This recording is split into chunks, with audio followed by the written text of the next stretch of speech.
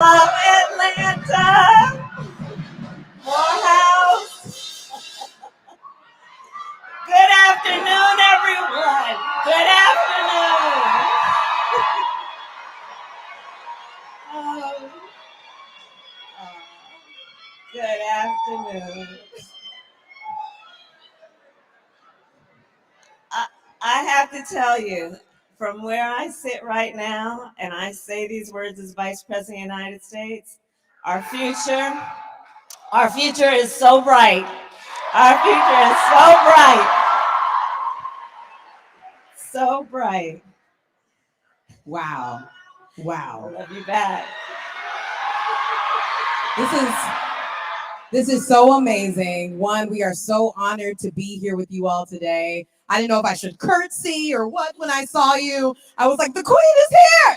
The queen is here. We're so honored to have you. You all have been turning up. I've been hearing y'all all day. It's been amazing to hear you all. So thank you so much for the energy. And we are going to get into this conversation because one, this is a monumentous occasion. I know you've been touring. I know you've been out here really supporting the colleges. So as vice president, you've traveled this country to meet with Americans that matter the most, the issues that matter to them the most. And this summer, you visited 17 states. So you've been on the road and you have met with young leaders wherever you go, from climate change leaders in Colorado to gun safety in Virginia. And now you've launched a college tour where you will travel to more than a dozen college campuses, including today at Morehouse. And HBCUs are representing. I know Morehouse is in here. I know Spelman's in here. I know Clark Atlanta's in here. I know Morris Brown is in here. It's beautiful. I know you're here to speak to the young leaders about our fight for our most fundamental freedoms, because we are in the middle of this fight. So why is it so important for you to go to college campuses for this Fight for Our Freedoms tour? Well, let me just start by saying thank you to all of the leaders, the young leaders who are here. You all would not be here if you were not and had not decided at this stage, this early stage of your life, to lead. And so I, first and foremost, want to be here to say thank you, because your generation is, I think, a very special one. You all have experienced so much already, whether it be that in your entire life you've only known a climate crisis. Many of you were trying to figure out how to graduate high school or enter college during the midst of a pandemic. You are a generation that, unlike previous generations, grew up with active shooter drills. Your generation witnessed the crime against George Floyd. You all are not willing to sit passively by. You are not waiting for others to take control of what needs to be solved. You all have stepped up and decided you will be part of making it happen and helping people understand what you need. And so I'm here to first and foremost thank you, because what I want for you is that you will be able to live your best life. That's what I want for you.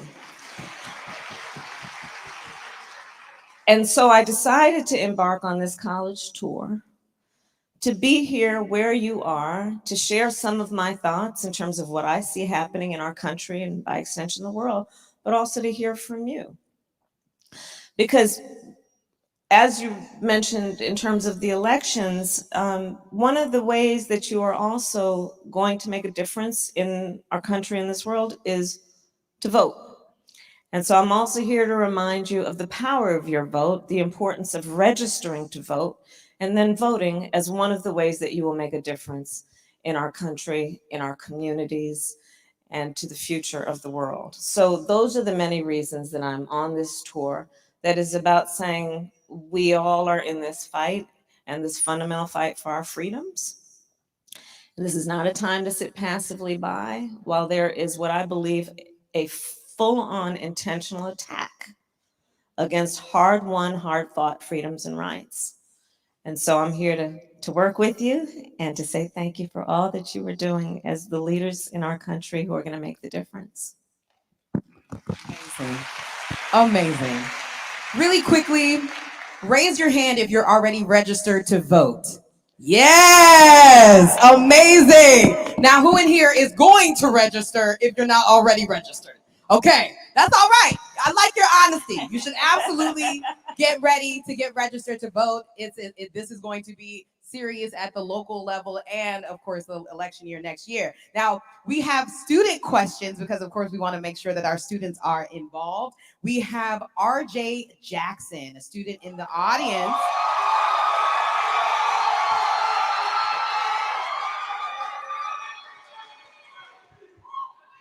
So, well, I will ask your question, but I just want you to say hello. Say hello. That's RJ. Okay. Now, RJ asks, how can HBCU students continue the legacy of protecting voting rights for the people of our community? So, RJ, first of all, look, we all know, especially those of us who attend or have attended an HBCU, that we stand on very broad shoulders of the leaders who came before us, who fought and died for our right to vote. So we start with that, understanding that there was blood that was sacrificed for the right to vote, and we cannot let that be in vain. We also know that we are taught at HBCUs, we are taught within our communities and families that history is kind of a relay race. And those upon whose shoulders we stand, they did what they could do when they were carrying the baton, and then they handed it to us. And the question will be, what do we do while we are carrying the baton for our part of the race?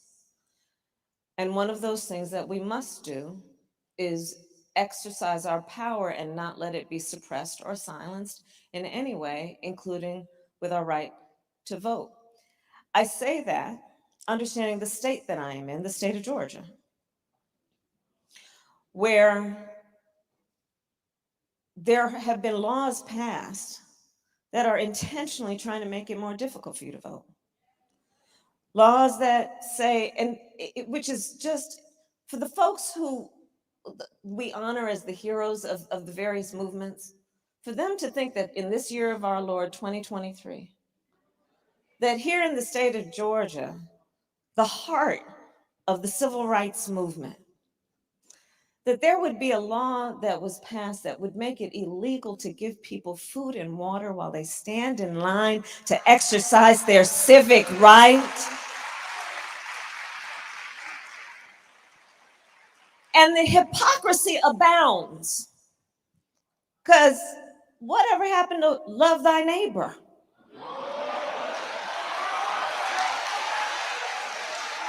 Come on. They've passed laws in Georgia that say when you go to vote, if you go to a private college, your school ID will not qualify as ID to vote. Who here goes to a private college? You see what I'm saying? There are people who are intentionally trying to make it more difficult for you to vote. There are others who are suggesting that your vote doesn't matter or it won't count. And I'm saying that we can never let the powerful forces that have always existed that try to silence us, we cannot let them win. And I would further add that there is empirical evidence of the fact that when you vote, it matters. So in 2020, in the height of a pandemic, we had record young voter turnout. And it is because of that turnout that Joe Biden was elected president of the United States and I was elected the first Black woman vice president of the United States.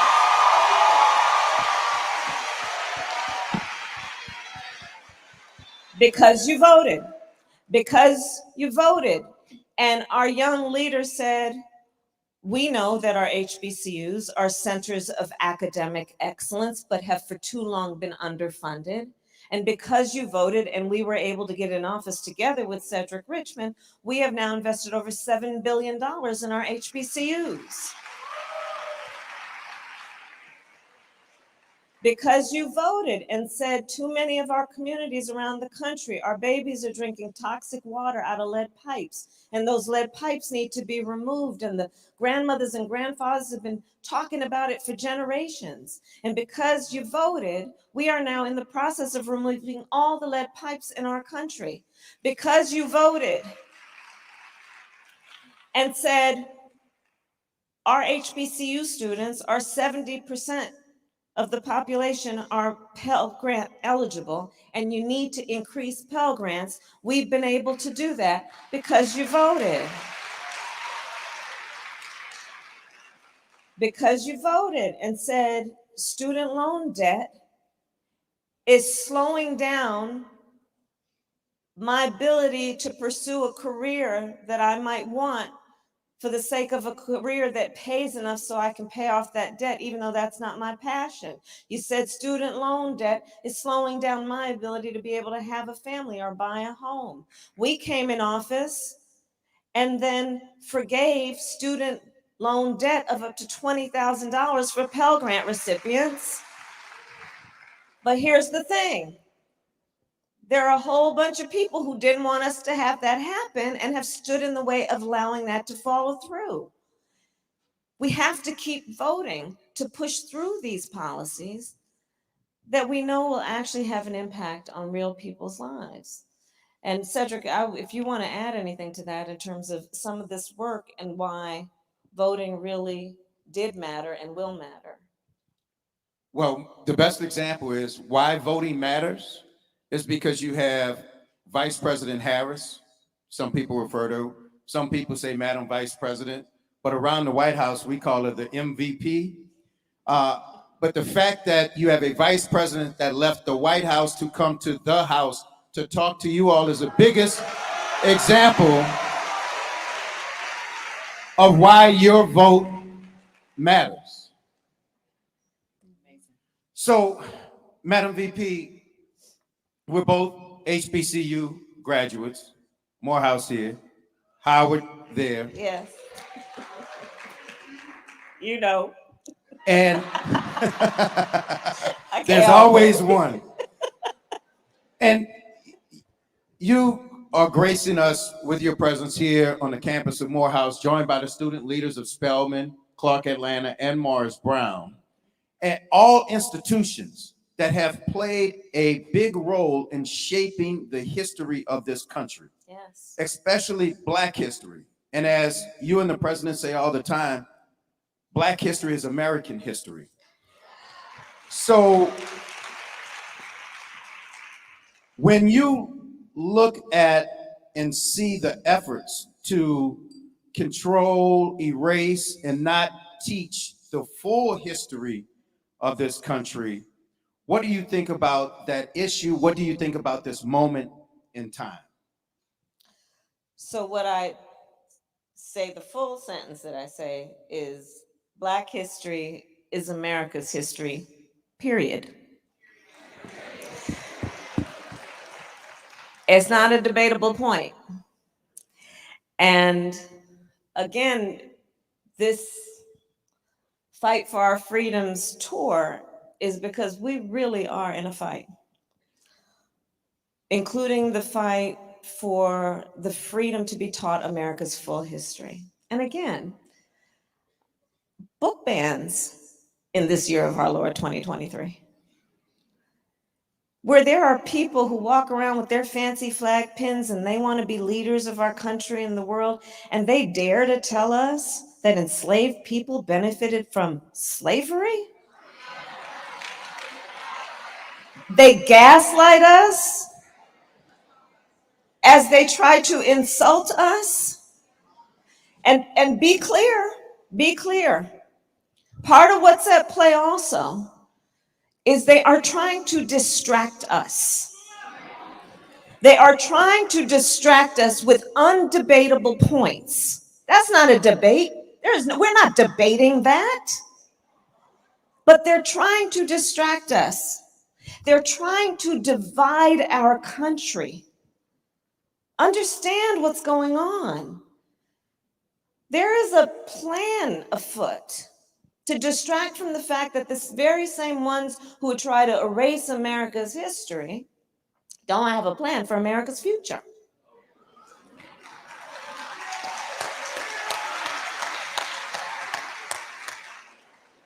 They try to divide us, to suggest that we are all different so that we don't build coalition, which history has always taught us is one of the most important ingredients in any movement in our country that has been about progress. They try to distract us and divide us. We cannot let that happen. You look at what's happening with what they're doing around, for example, in Florida, the Don't Say Gay bill.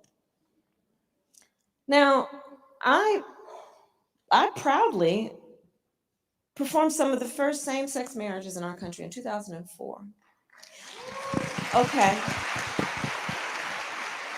So next year, I'm dating myself. Next year, that's going to be 20 years from now, from next year. I'm looking at the young teachers in Florida who are in their 20s, who may be in a same-sex relationship, who are afraid to put up a photograph of their family for fear they may be fired. That's what's happening in our country. What's happening in our country is a full-on attack against people's rights and the freedom to be. Freedom to be. And I want to say to the young leaders here, it doesn't have to be this way. Do know that. It does not have to be this way. And the way that we change it is by ensuring that we stand up and we are vocal, we are organized, and we fight for our freedoms and protect our freedoms. But what's happening in our country right now with those who are spewing hate so openly and unapologetically, there's, the story about the two frogs and the two pots of water? Okay, so here goes. So, two frogs and two pots of water. So, in one pot, the water's there, and you put the frog in the water and you slowly turn up the heat. And that frog will be hanging out like, oh, it's getting a little warm in here. The next thing you know, that water is boiling. That frog perishes. The other pot of water, you first turn up the heat to boiling, then you drop the frog in it. That frog jumps out. Let's not be that first frog. See what's happening. There it is. See what's happening. There it is. That's such an important analogy, and I think we understand that for sure. Now we're gonna make sure we continue with our student questions. And RJ, I saw you standing the whole time, so I'm gonna make sure you get to say hello on the mic because we do have a mic now. Can I get Carrie Singleton Jr.? All right. So, Madam Vice President, in light of recent legal challenges to reproductive rights, what strategies do you believe are essential for the protections provided by Roe v. Wade? And how can we promote a more inclusive and comprehensive approach to reproductive justice? Thank you.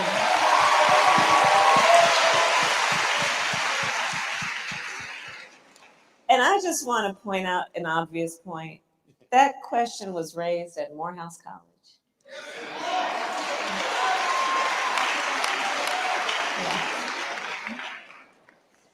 So, as I said earlier, for your generation, in your lifetime, you have witnessed the highest court in our land, the Court of Thurgood, take a constitutional right that had been recognized from the people of America, from the women of America. You all are going to know less constitutional rights than your mother or your grandmother. And after that decision, the Dobbs decision came down, it's been just a little over a year now, in our country, in states across our country, they started proposing and passing laws to criminalize healthcare providers, to punish women, to make no exception even for rape or incest. And now everyone has grown here, so I'm gonna talk about that a little bit, because understand on this issue, this is not just about some intellectual academic debate.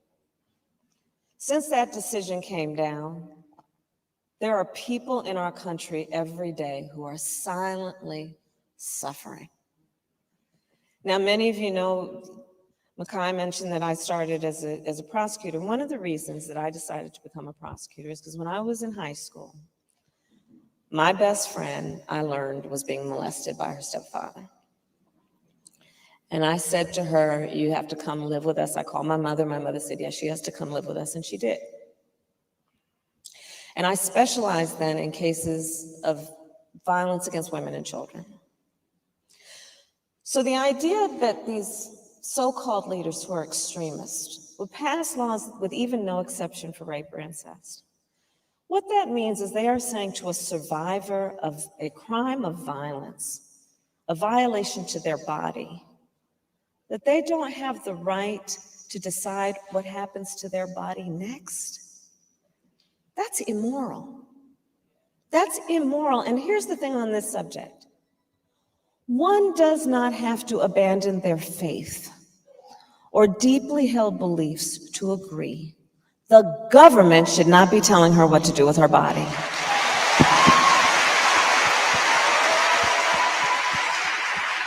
The government is not in a better position than she is to know what is in her own best interest. If she chooses, she will consult her priest, her pastor, her rabbi. But how dare these people in state capitals decide they're in a better position than she is to decide what's in her own best interest? And so on this subject, again, elections matter. Because here's the thing, if we have members of the United States Congress who agree to that point, which is that the government should not be telling somebody, that's up to them and their God and their choice. If we have enough people in the United States Congress who agree, Joe Biden has said he will sign into law putting back in the protections of Roe v. Wade.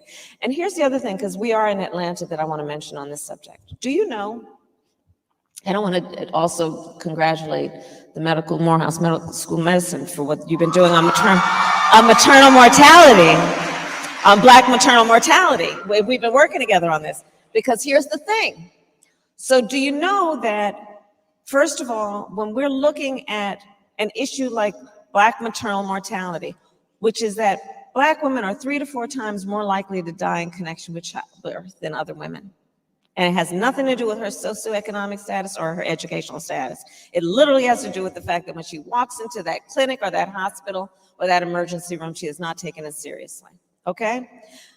Black maternal mortality.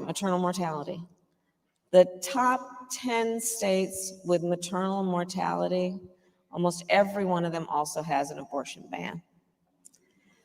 So the hypocrisy again abounds, because these people who are pushing these bans dare to tell us, well, this is for the sake of women and their children. Well, then why have you been silent on maternal mortality?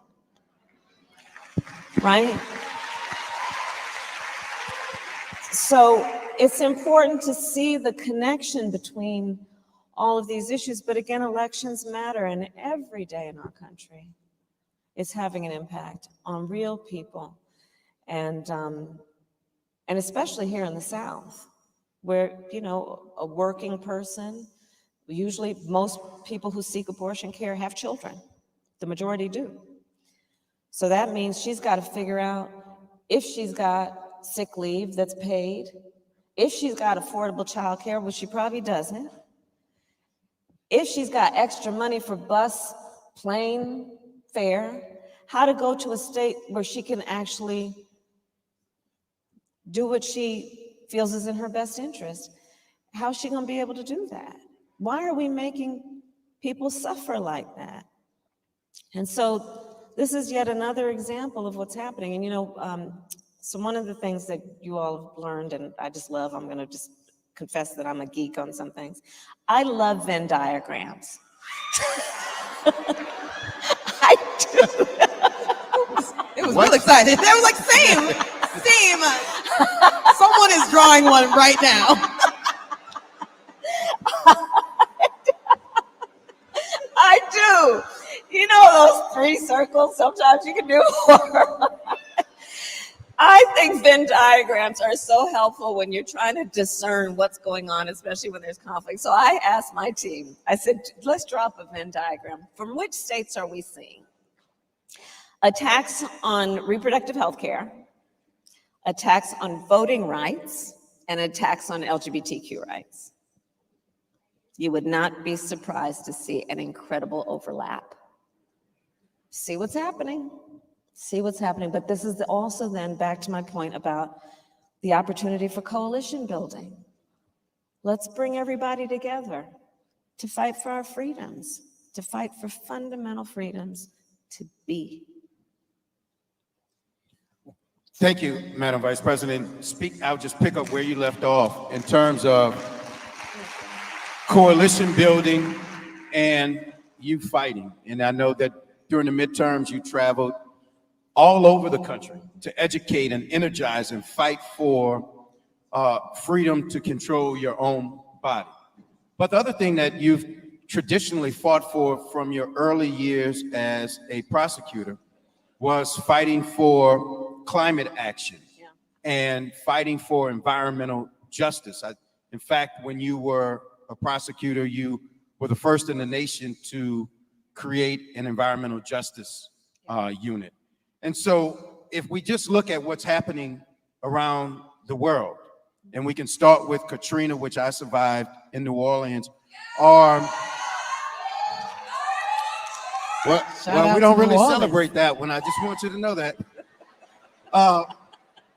But you can also look just a little while ago at the enormous rainfall in Georgia and the flooding at Clark Atlanta University. And so the question becomes about climate and our environment and rallying the country together so that we leave the planet better than we found it, or at least leave the planet in a sustainable way. So how do you plan to address the climate crisis, and what can we do to help? So I start with the firm belief that it should be a civil right and a guaranteed right of all people to be able to breathe clean air and drink clean water.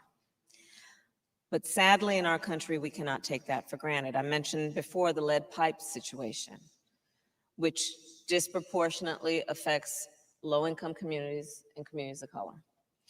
If you look at a map of our country in terms of where are some of the poorest air quality districts, same thing. Low-income communities, communities of color, immigrant communities. And the environmental justice movement actually was born right here in the South.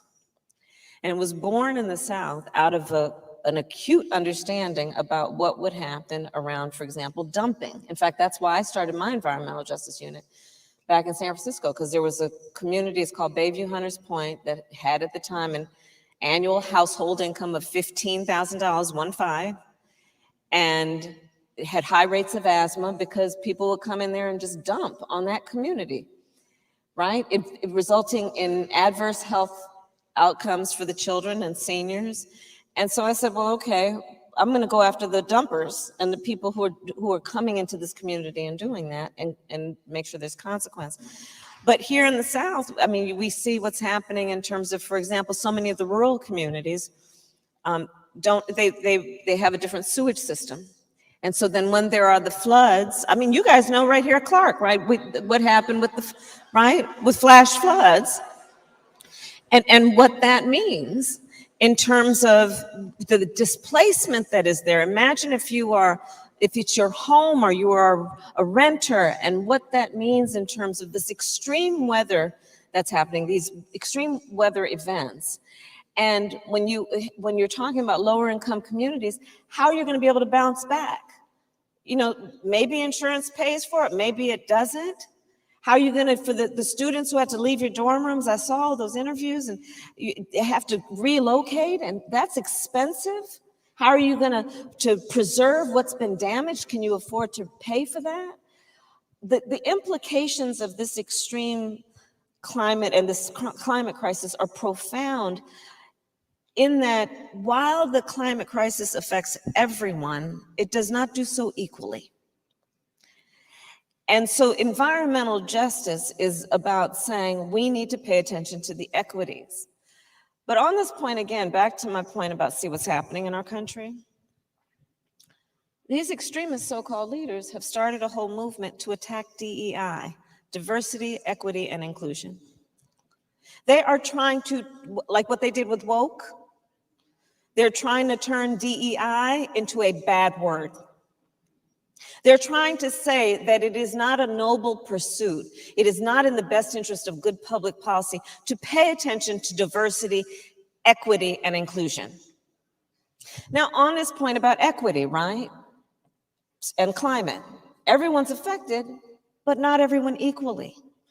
So part of the work our administration has done with the $1 trillion we're putting into the climate issue is we're saying at least 40% of that needs to go to low-income and rural communities.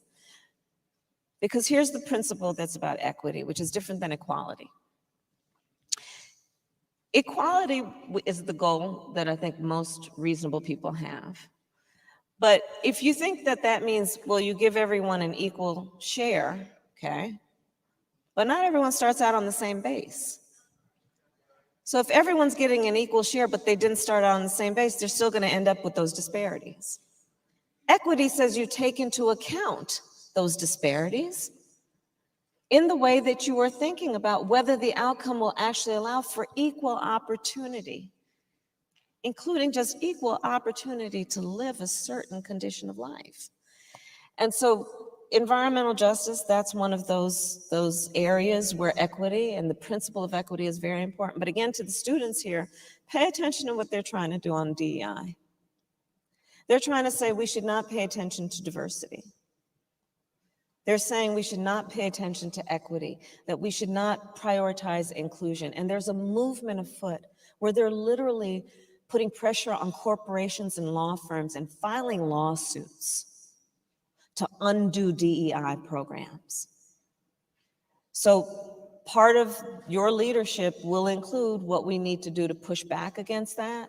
Look at what happened in terms of affirmative action. And just again, see the patterns of what is happening. And understand then what we are up against in terms of fighting for fundamental freedoms, including the freedom of all people to have equal access to opportunity. Thank you.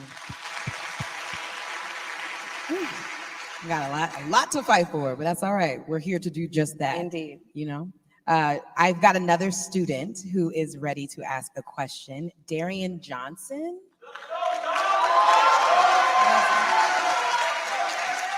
You see him? All right, there. Raise your hand. There he is. There he is. So good afternoon, Madam Vice President. How are you? Very well. How are you? Good, good. Good. I'm originally from Belgrade, Florida, which is denoted to be the poorest city in the state of Florida, with high rates of gun violence in the community, which is probably not just my story, but many stories in this room have been impacted by gun violence. Being said, given the disproportionate impact of gun violence on communities of color, how can we strike a balance between the Second Amendment rights and implementing effective gun safety measurements that protect our neighborhoods?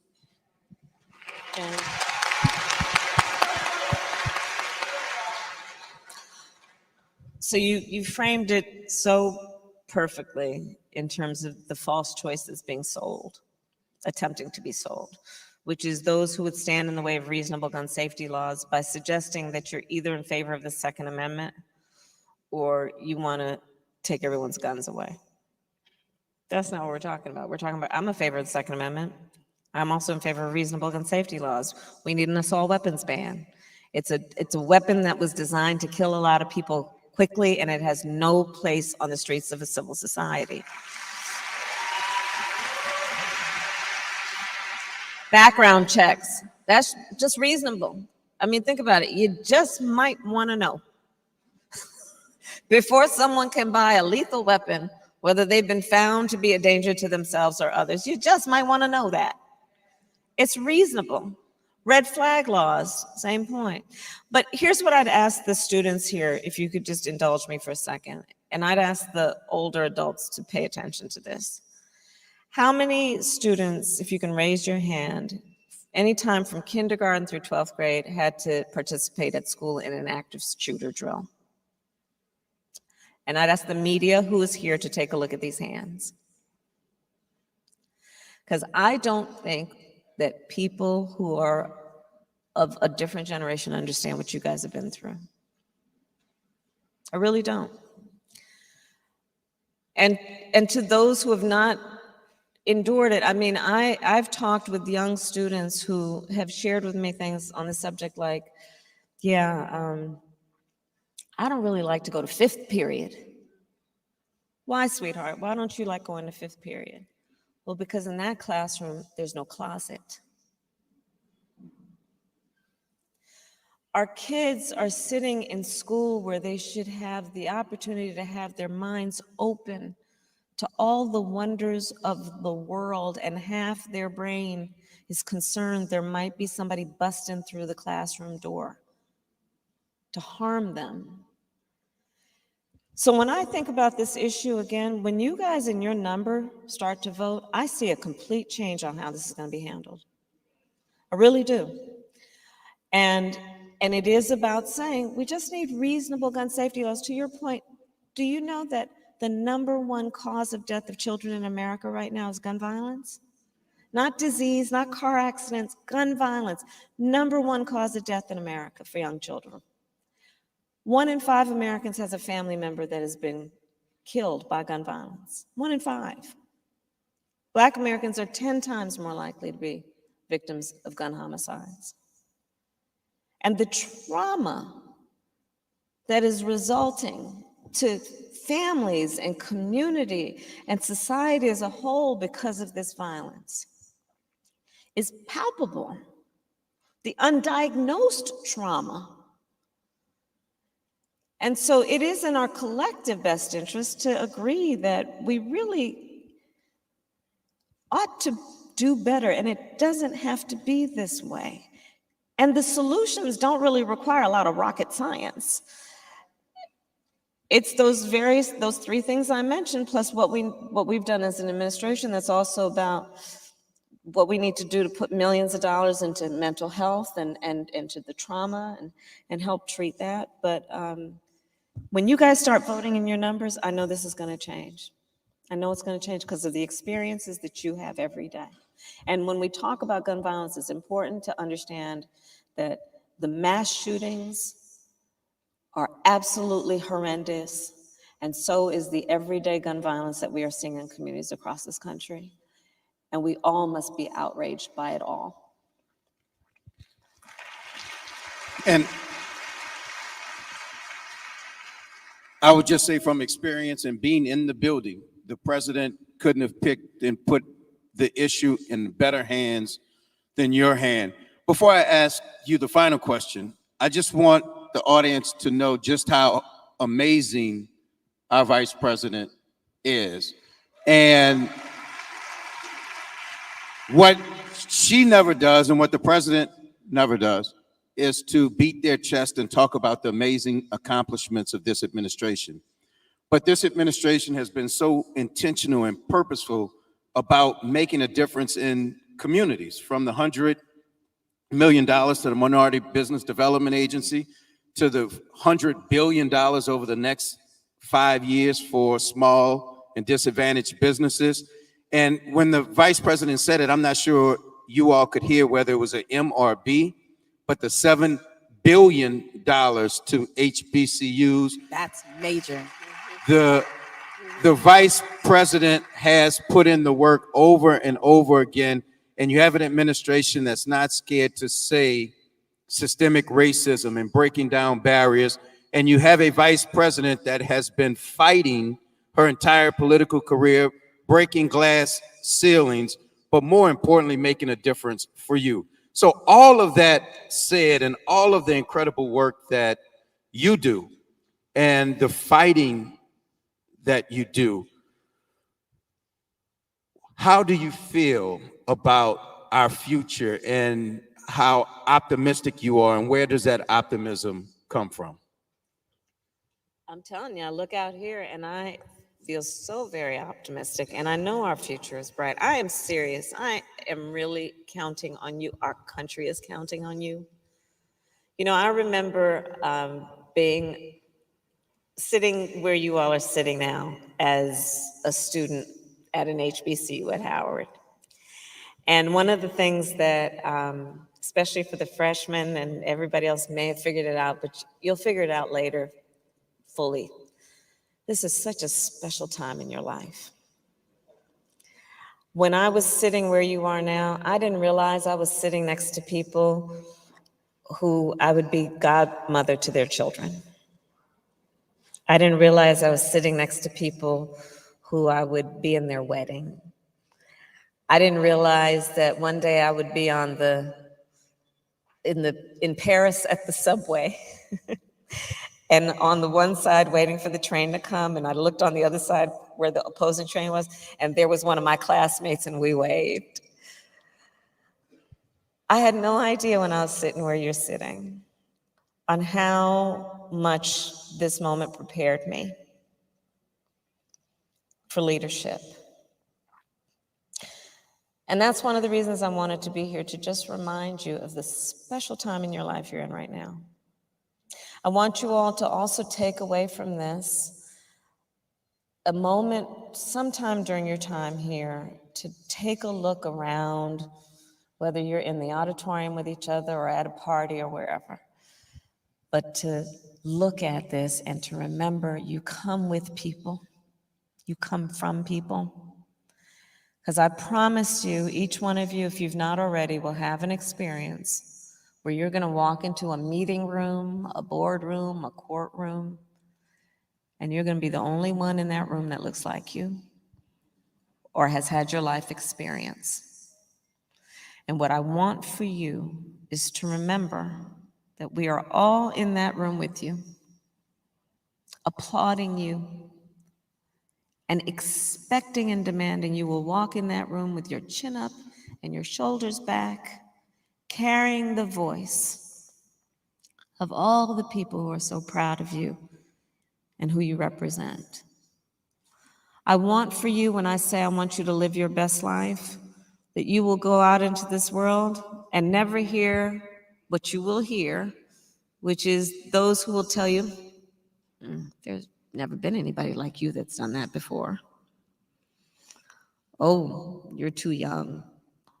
Oh, that's going to be a lot of hard work. Oh, they're not ready for you. And I want for you that you will never hear those things. I like to say, I eat no for breakfast. And do. I don't hear no. And so, but I already know this about this generation of leaders. You guys don't hear no either.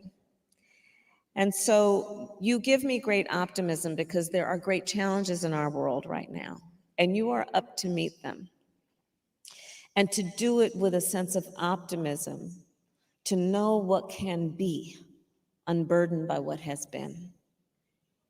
Know that it is worth it to lead, to be engaged, to organize, to mobilize. Know what you already know, which is that you are role models. And there will be people you don't even realize who will be watching how you do what you do in a way that inspires them to be on the path that you have laid. And so you just keep leading. I'm counting on you. And I am so very optimistic about what we can do and what we will do, because we're all in this together. So I thank you, all the leaders who are here, for all that you are. Thank you. Thank you. Amazing. Amazing. Now wait, I do have to ask the man with the mic. Where's my guy with the mic? Who's my guy with the mic? Where'd you go?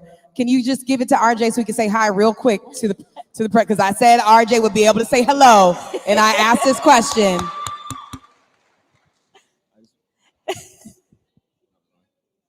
There we go. I think it's on. Oh, hi, Madam Vice President. I just want to say hi. Hi. Thank you. All right, RJ. Thank you so much for being here. We really appreciate you, and we really appreciate all the work that you're doing. So thank you so much. Thank you for closing us out. We love you, RJ. He waited. He stood the whole time. We thank you all so much. Y'all, we are in the presence of history right now. One more time for the first Black woman to ever hold the office of Vice President of the United States. Don't leave, y'all. We're going to take a selfie. Don't miss the history, okay? We thank you all so much for joining us. I'm going to get it on my phone. Ready? Freedom, freedom. Come on, Beyonce. Freedom, cut me loose. Freedom, freedom, where are you? 'Cause I need freedom too. I break chains all by myself. Won't get my freedom running. Hey, I'ma keep on running 'cause